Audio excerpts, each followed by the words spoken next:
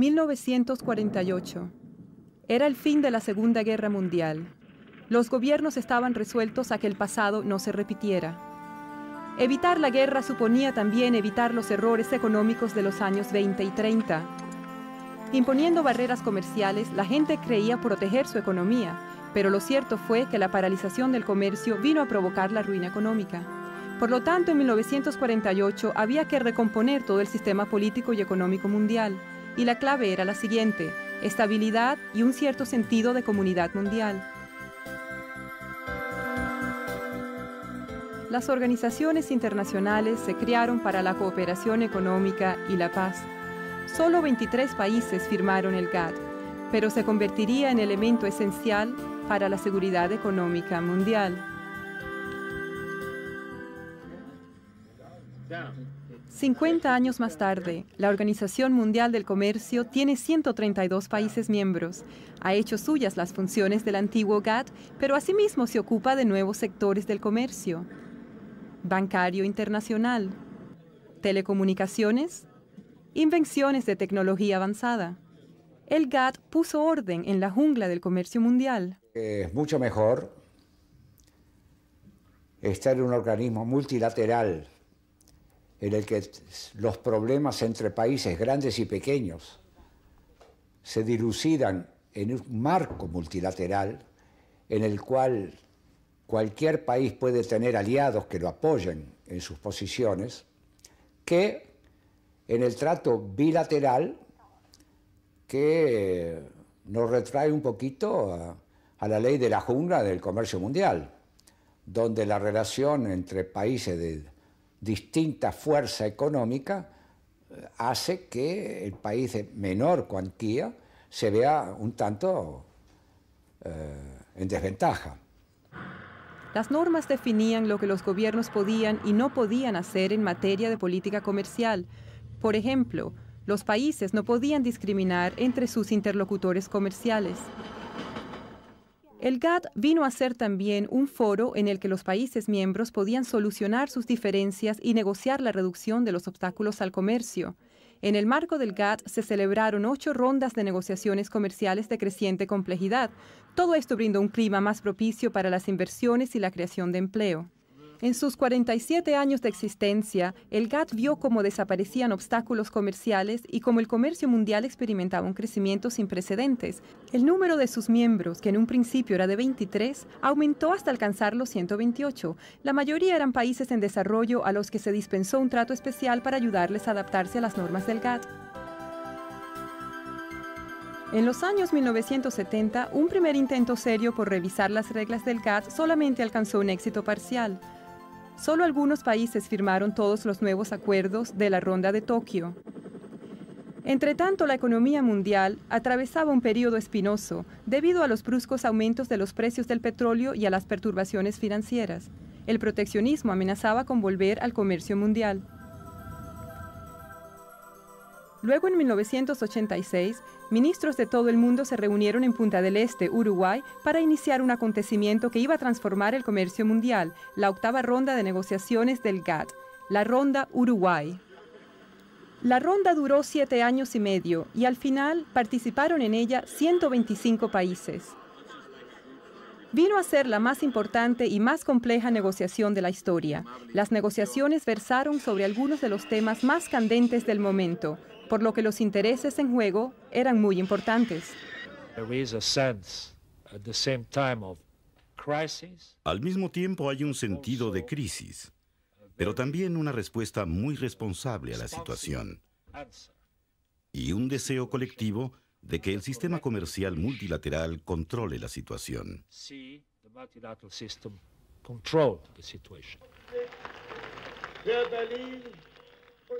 Durante ese tiempo, el mundo experimentó modificaciones de naturaleza aún más política y económica. Caían los muros de la Europa Oriental y el antiguo bloque soviético, cuyas economías se orientaban hacia los mecanismos del mercado y el comercio internacional. Eran también cada vez más numerosos los países en desarrollo que comprendían lo mucho que podían ganar abriendo sus mercados y participando de manera más amplia en el comercio mundial.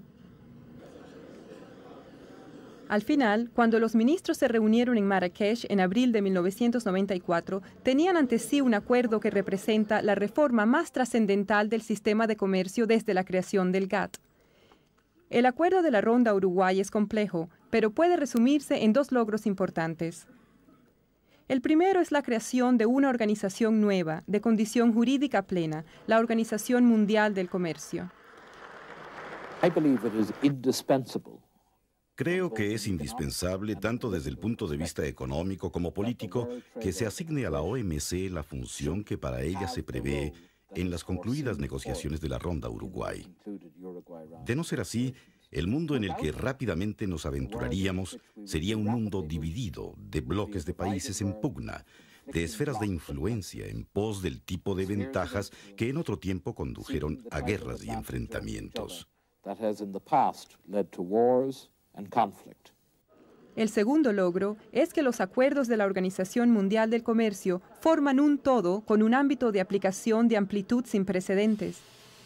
La primera reforma importante del comercio de productos agrícolas. La reducción gradual de las prolongadas restricciones sobre los textiles y el vestido. Una nueva reducción sustancial de los niveles arancelarios. Las primeras normas internacionales de comercio en el sector de servicios y de la propiedad intelectual. Y un sistema más efectivo de solución de diferencias. Todas las decisiones de la Ronda Uruguay fueron tomadas por consenso durante toda la ronda. Es decir, que en ningún momento hubo un país que al final de los finales se opusiera.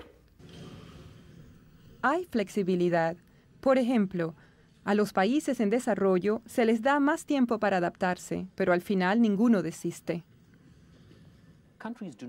No se pierde soberanía por adherirse a la Organización Mundial del Comercio. Esencialmente, la OMC representa un contrato entre países. Pasemos ahora al terreno personal. Yo firmo contratos. No hay duda de que restringen mi conducta, de que limitan mi posibilidad de actuar, pero lo hago porque sus beneficios me compensan.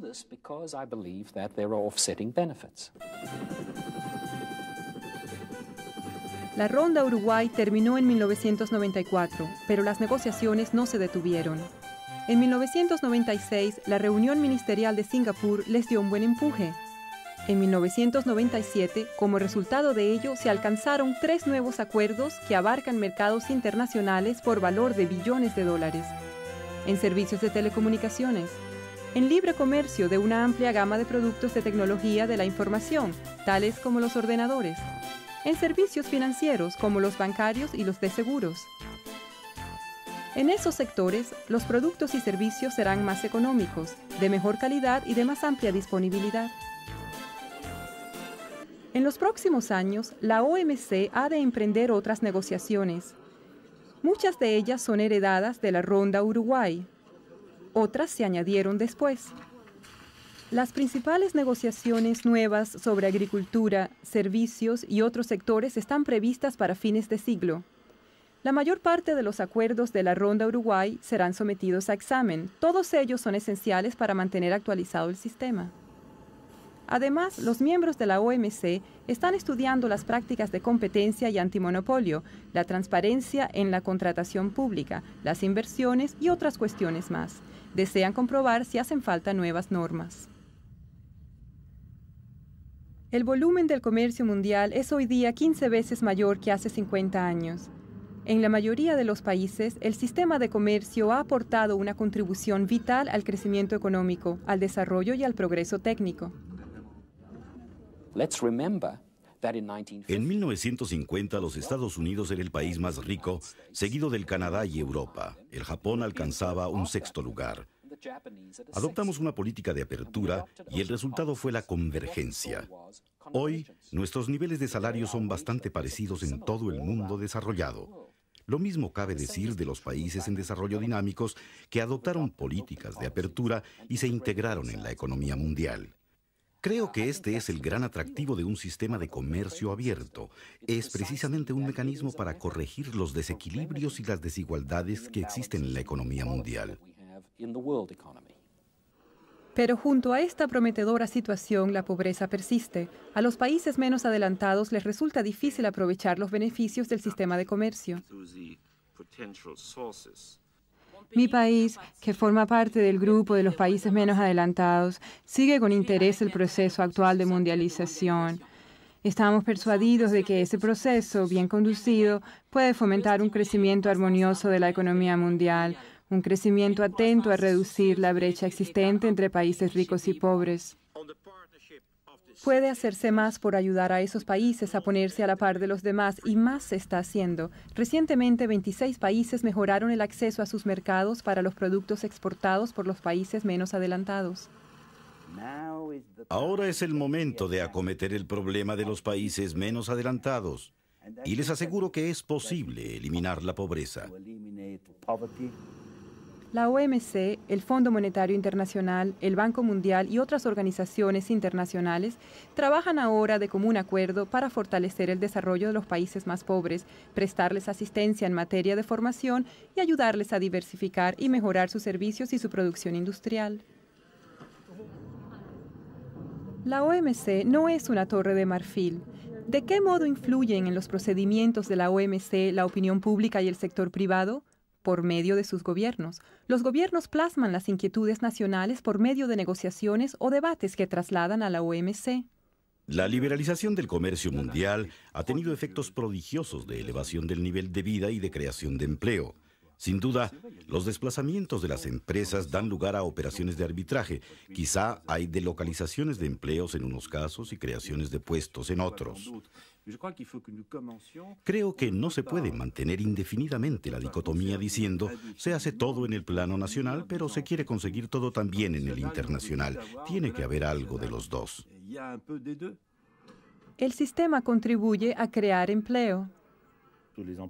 Todos los puestos de trabajo que se han creado en este decenio se deben por una parte al crecimiento. Por otra, el aumento de los salarios ha generado en los mercados un nuevo poder de compra que a su vez ha desarrollado la capacidad de las empresas que se han visto obligadas a contratar personal. Todo esto está encadenado. Se pide cada vez más insistentemente al sistema que tome en cuenta otras cuestiones generales que superan las fronteras nacionales.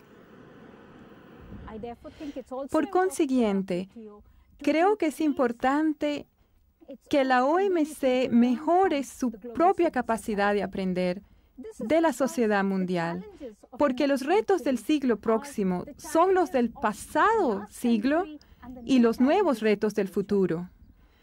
Nos interpela el problema de la pobreza que no desaparece, el de la malnutrición y el hambre crecientes, los nuevos problemas del calentamiento mundial de la atmósfera y de la biodiversidad. Tenemos retos que nos obligan a vivir en un mundo unido. Las normas de comercio dan a los gobiernos plena libertad para proteger su medio ambiente, aplicar políticas sociales que promuevan el bienestar de su población y perseguir todos esos objetivos a través de otras organizaciones internacionales si así lo desean. El cometido de la OMC es lograr que esos objetivos legítimos no se conviertan en un proteccionismo encubierto.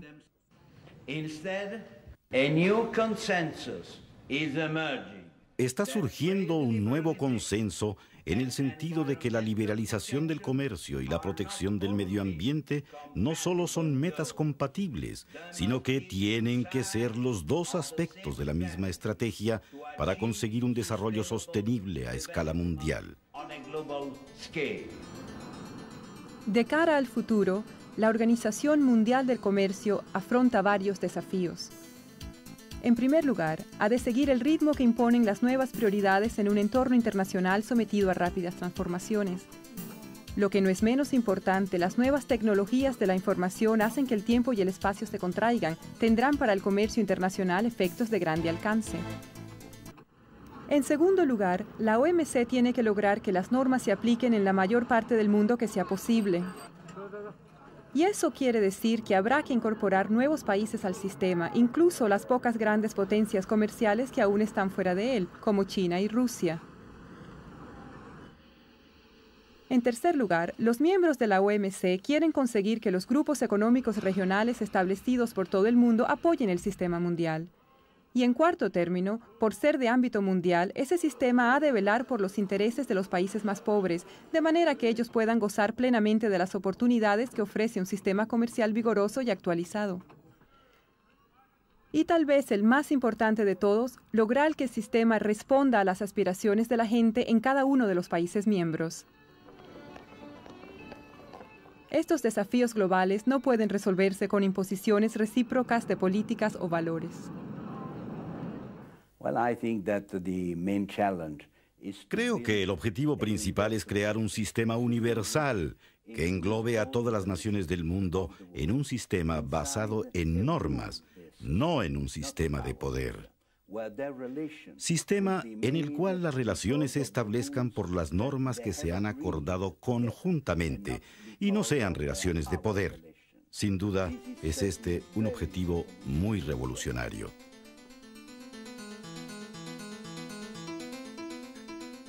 El mundo ha cambiado radicalmente en los últimos 50 años, pero no se han cambiado las opciones fundamentales que se nos presentan. Los gobiernos han aceptado la no discriminación y el consenso como la base de sus relaciones económicas. Han contribuido así a hacer del mundo un lugar más seguro.